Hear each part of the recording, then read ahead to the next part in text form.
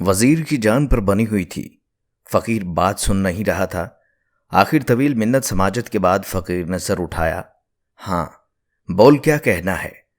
وزیر نے ہاتھ جوڑے اور بتانا شروع کیا۔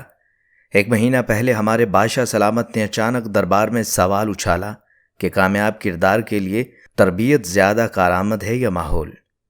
میرے ایک ہم منصب وزیر نے جھٹ سے کہا، عالی جاں، تربیت، جبکہ میں نے عجلت میں کہا، جناب، ماحول تربیت پر فوقیت رکھتا ہے۔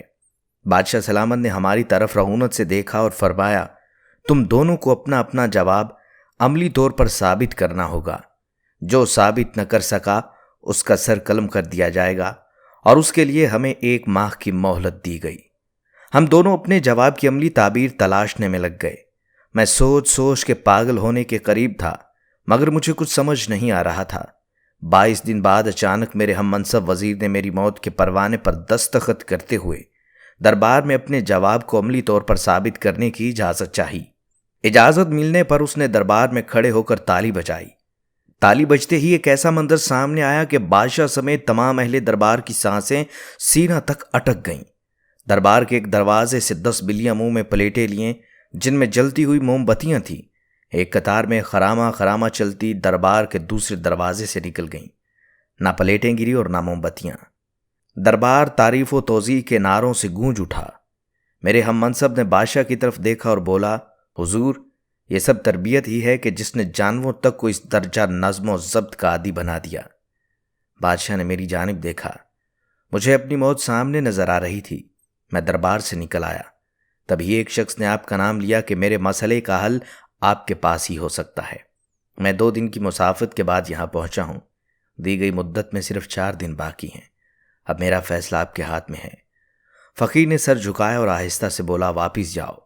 بادشاہ سے کہو کہ 30ویں دن تم بھرے دربار میں ماحول کی افادیت کو ثابت کرو گے، مگر میں تو یہ کبھی نہ کر سکوں گا۔ وزیر لاچارگی سے بولا، آخری دن میں خود دربار میں آؤں گا۔ فقیر نے سر جھکاتے ہوئے کہا۔ وزیر مایوسی اور پریشانی کی حالت میں وہاں سے دربار چلا آیا۔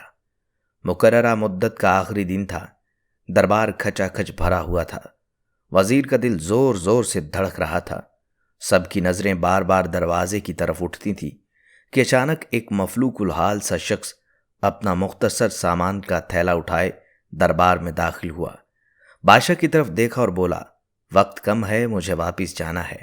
اس وزیر سے کہو تربیت کی افادیت کا ثبوت دوبارہ پیش کرے۔ تھوڑی دیر بعد ہی دوسرے وزیر نے تالی بجائی اور دوبارہ وہی منظر پلٹا۔ دربار کے دروازہ سے 10 بلیاں اسی کیفیت میں چلتی ہوئی سامنے والے دروازے کی طرف بڑھنے لگیں۔ سارا مجمع سانس روک کے یہ منظر دیکھ رہا تھا۔ وزیر امید بھری نگاہوں سے فقیر کی جانب دیکھ رہا تھا۔ جب بلیاں دربار کے درمیان پہنچی تو فقیر آگے بڑھا اور ان کے درمیان جا کر اپنا تھیلا الٹ دیا۔